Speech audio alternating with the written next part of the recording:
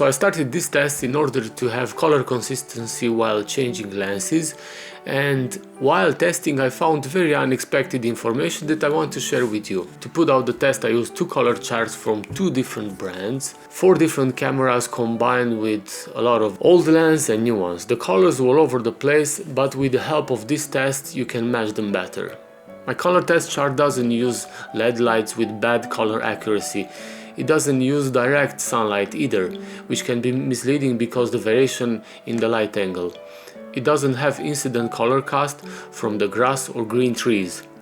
I shot it in an overcast day with a black flag behind the camera to avoid any possible reflections and a flag underneath the color chart to avoid any possible color cast from the ground. As you can see, I wore black clothes to avoid any color contamination. The light intensity in that day didn't change much over the course of 1 hour as I made the test.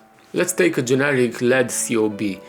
This is the spectrum from infrared to ultraviolet of a LED. I use a non-light, but almost all LED lights have this peak in blue channel or in the green channel. If we overlap the spectrum with the color correction tab of the resolve and try to compensate for the color inaccuracy, you'll get a lot of artifacts and weird colors from the steep color changes. What other lights are out there? Fluorescent? That's even worse, same as for HMI. So we are left with incandescent light, which has a CRI of 100, but it has a very different white balance from what the people shoot at. So the best possible light is in the cloudy day. I have 2 color charts from the biggest 2 brands everybody uses, one from Datacolor and the other one from X-Rite brand, which is now called Calibrite. They are both unexpired and I use both to cancel the possible error of the color chart itself. This YouTuber's video pointed that the Datacolor was not made for video, but it shows on the label for both photo and video. The Calibrite is at 50% saturation and the Datacolor is at 100% saturation, as you can see in the video here. I started this test in order to see the color difference between lens and lens sets, but meanwhile I noticed the huge difference of color between camera brands actually. To be honest, the difference between lenses is much smaller than the difference between cameras and camera brands. For all the tests I shot this white balance gray card and I noticed that no camera made it perfectly, so it was all the time a bit off.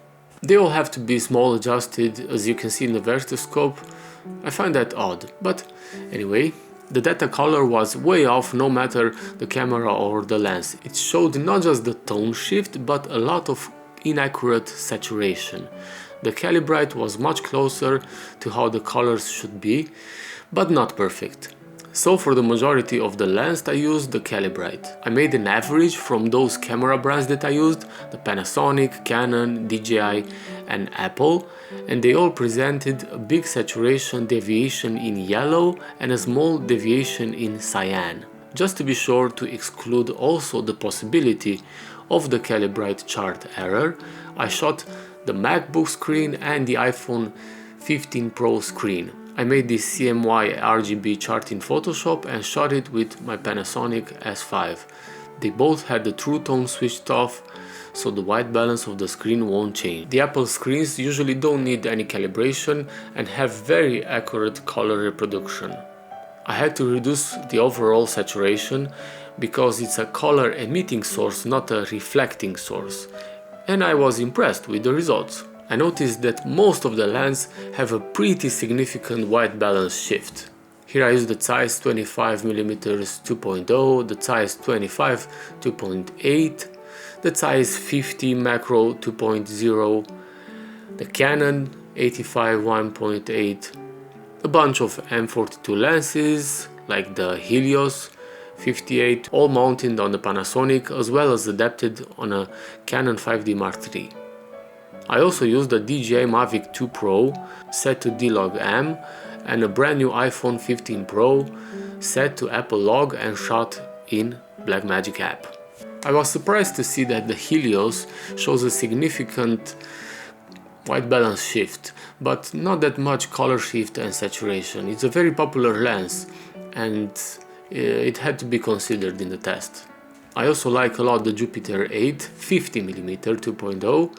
I wanted to show this because many people use those lenses together mixed with other vintage lenses like the Mir 1B, but they just won't match. So my recommendation is to bring them together in terms of color and contrast, and to white balance each lens before the shoot. I was surprised about the iPhone 15 Pro colors.